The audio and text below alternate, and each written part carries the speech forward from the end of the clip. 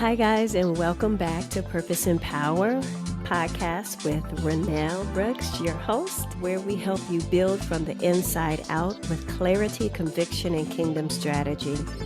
This is episode 10 of our foundational mini-series, and I have been so excited about this episode, guys. This kind of stuff gets me riled up because I love making sure that businesses are sustainable, organizations are sustainable, and the root of all of that is those foundational elements that we've been talking about, the vision, the mission, and today we're talking about core values.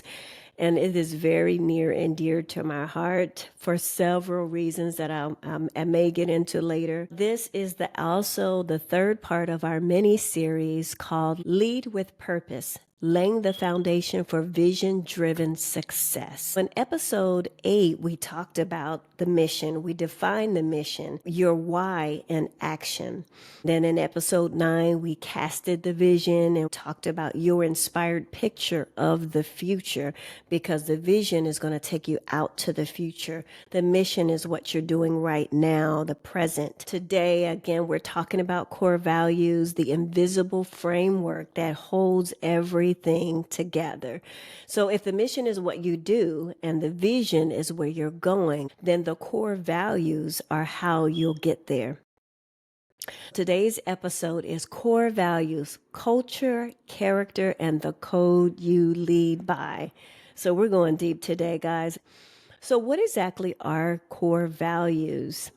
Core values are those non-negotiable beliefs and behaviors that guide how you operate, how you make decisions, how you lead people, and treat those who you serve.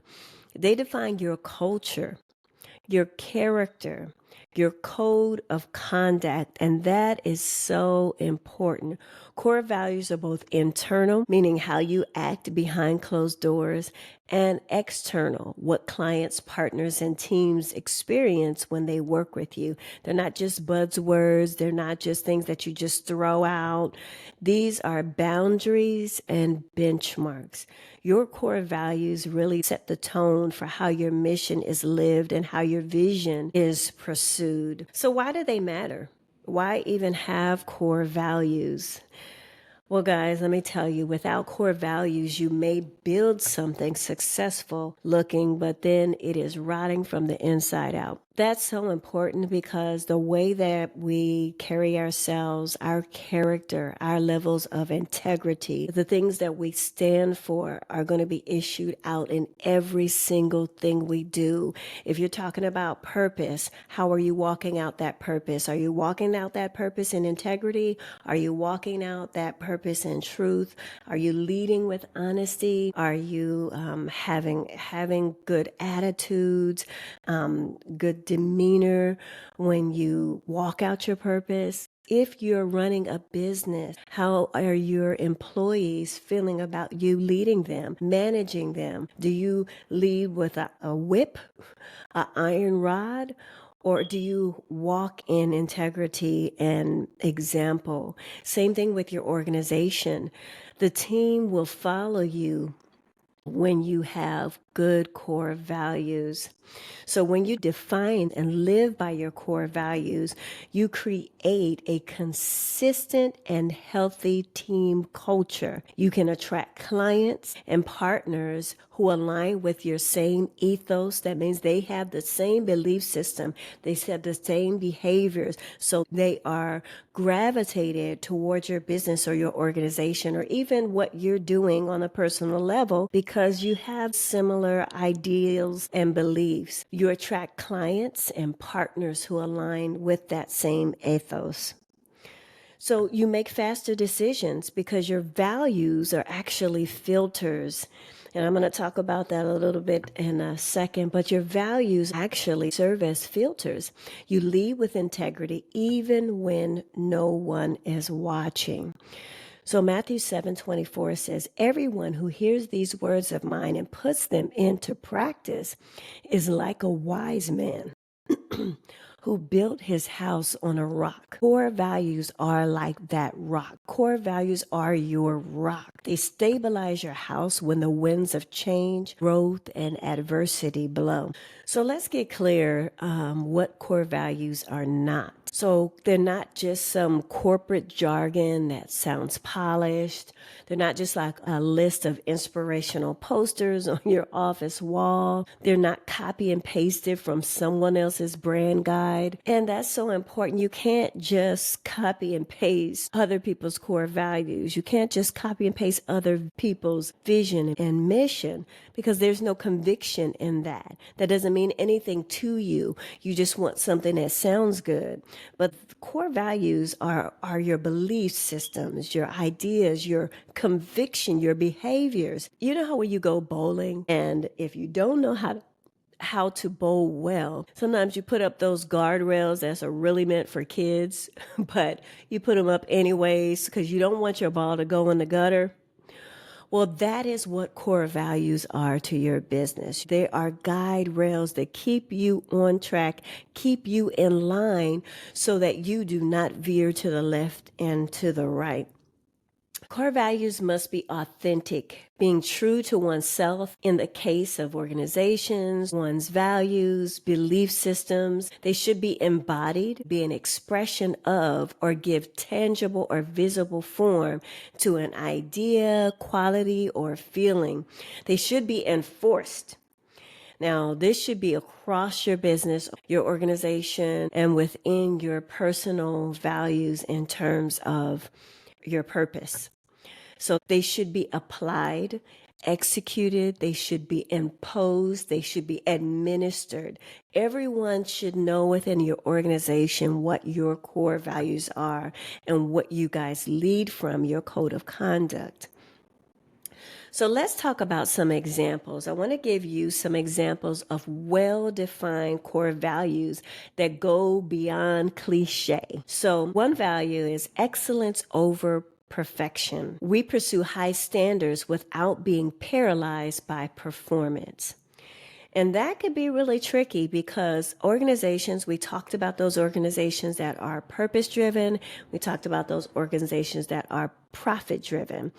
And so excellence over perfection is an awesome, awesome core value to have because when you start dealing with a profit-driven business, people start expecting perfection.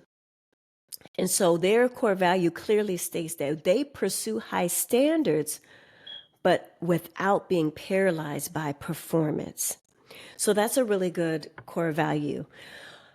Another one is radical hospitality. We create spaces where people feel seen, safe, and honored. I love that one. Radical hospitality. We create spaces where people feel seen, safe, and honored. Faith-driven strategy. We make data-informed decisions guided by prayer, not pressure. I love that. That embodies so much of Purpose Inc. Faith-driven strategies. We make data-informed decisions guided by prayer, not pressure. So we're not making decisions in our organizations or business or in our personal purpose through fear or pressure. People before projects. We prioritize relationship over productivity. I love that one. They prioritize relationship, interactions with others over productivity. So now imagine how these values influence. So when I talk about the fact that core values are everything, they influence in every area. So let's look at this. They influence in your hiring decisions. They influence in your marketing voice, how you put your brand out there, who you hire. All of these core values influence your client experience. How does your client experience you as a brand? How does your client experience you as an organization or as a business? What about conflict resolution? How is your conflict resolution influenced by your values? What about your growth strategies? We heard a lot about the growth strategies in some of those examples I gave you. For example, we see growth strategy in people before projects. We prioritize relationships over productivity. That's a growth strategy because the relationship is more important than being super, super productive and not having a relationship at all. That's a growth strategy because people will honor that. They will have relationship with you and choose your business over a different business, which will cause your business to grow because they know you value relationship. So there's a lot of ways that value influence your business. Your values shape every single touch point. Your vision, your mission, your core values drive every aspect of your business, your organization, and your purpose. The values keep you in line, and it also helps you to avoid what we call in the project management world as scope creep. So let's talk about scope creep just for a few minutes. Scope creep is when you have a project in line, the project plan is in place, and then lo and behold, in the midst of the project, your stakeholders come, your influencers come, and they say, we want to add this to the project. Something that is completely outside of the scope of the project. And you're wondering, okay, how can I fit this in? And as a project manager, you know that you have to develop the pros and cons for that. And you have to bring them cause-related case studies as to why that won't fit with this particular project. And you can do one of two things. You can bow down and say, this is a stakeholder and we're going to fit this in here, which is actually detrimental to the project most times. Or you can bring case studies to relate to that particular ask as to why it will not be beneficial in this particular project, but can be added to a future project. And so you do not want scope creep in your business, in your organization. You want to stay the course because remember, you have a vision in mind.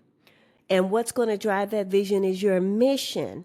And what's going to drive that mission is your goals and your objectives and your action steps that you're going to take to make sure that you reach that final long-term purpose, which is that vision. And so we want to avoid scope creep. Values help you stay in order. The mission, the vision help you stay in line like those guardrails I was talking about. When you bowl and you put those baby railings up so that your bowling ball does not go into the gutter. So how can you identify your core values? So you can start defining yours by several ways. You can reflect on your past experiences. I know for certain there's a lot of things that I've experienced that I say, these core values that I put in place are going to define how I move forward from this point on. When were you the most proud of your work? This is a past experience. You have done something that you're the most proud of. What moments felt off or misaligned? That's also a past experience. You can look at the fruit. What behaviors do you reward in your organization or your team? Do you have a reward system in place? That will kind of give you an idea of what some of your core values may be. What behaviors do you correct or discipline? Those are definitely things that you feel that are important that need to be addressed. You can look within those things to find also your core values. Ask who you want to become. So ask yourself who you want to become. What values does your future business live by? What would a kingdom-minded organization protect at all cost? I mean, these core values, guys, are getting into the thick of things. They're getting into the nitty-gritty of how you want to run your business or organization. What are you going to protect as a kingdom-minded organization? What are you going to protect at all costs?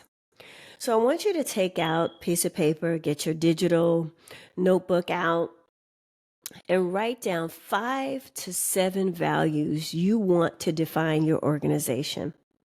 Then for each of those values, I want you to write one sentence explanation and one real word behavior that lives it out.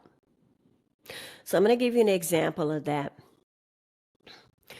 Let's say your value is generosity. It means this: we give freely of our time, our resources, and attention to serve others. That's going to be that one sentence of what it means to you. So how you live that out could be: we tithe from business revenue and donate 5% to causes aligned with our mission. So let me repeat that again. So let's say your value is generosity, and you live it out by saying, we give freely of our time, resources, and attention to serve others. And then how you live that out: we tithe from business revenue and donate 5% to causes aligned with our mission. So let's ground this in real life leadership, okay, guys? I want to speak to some things that we'll do in real life. So let's say you have an organization and there's a rift and your team is divided. What do? You're going to revisit your values with your team and say, this is what we stand on. So even our conflict and our conflict resolution, as we talked about earlier, is going to be guided by those values. So let's talk about maybe your brand. Maybe your brand feels inconsistent. You're going to clarify your values to bring consistency to your brand. So let's say you're facing a major decision. You're going to filter that decision through your values. Your yes should align with your values.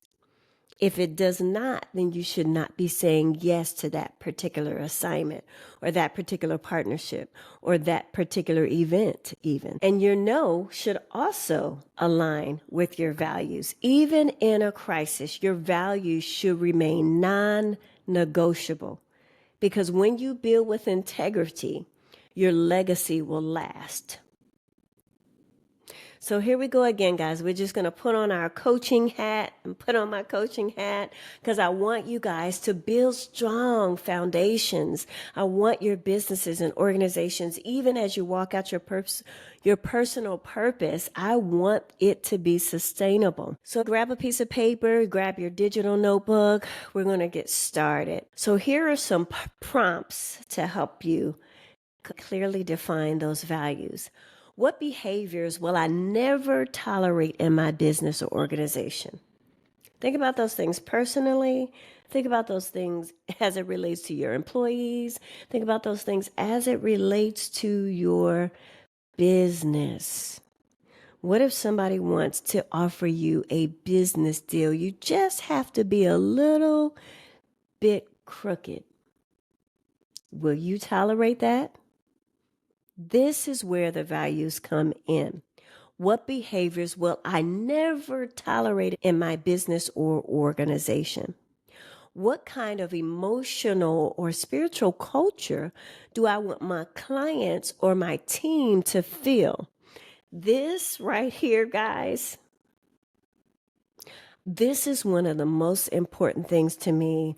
And as I have said numerous times, we're going to have a guest on here that is going to talk about psychological safety in the workplace. What kind of emotional culture do I want my clients or team to feel? It is so important when people come to work at your organization, or when people come to work alongside you for a project or your purpose or a business, that they feel wanted, that they feel appreciated, that they feel safe in order to bring new ideas, in order to be creative, in order to share, in order to just come to work and not be under pressure. I'll say it again. What kind of emotional or spiritual culture do I want my clients or teams to feel? What words or principles keep showing up in how I lead? You may already be leading people. You may already be leading your home. So what keeps showing up? 9 times out of 10, that's a core value that you didn't even know existed because you do it naturally. So which of these values am I actually living? Which are only aspirational?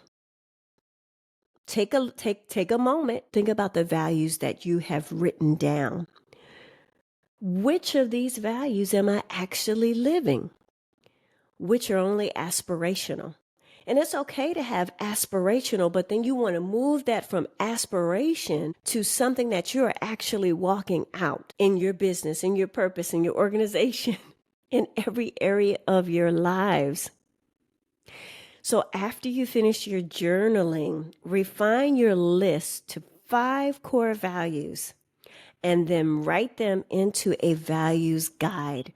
And that's something that you can revisit, you can share with your team, you can build that into your branding and into your systems with your business, your organization.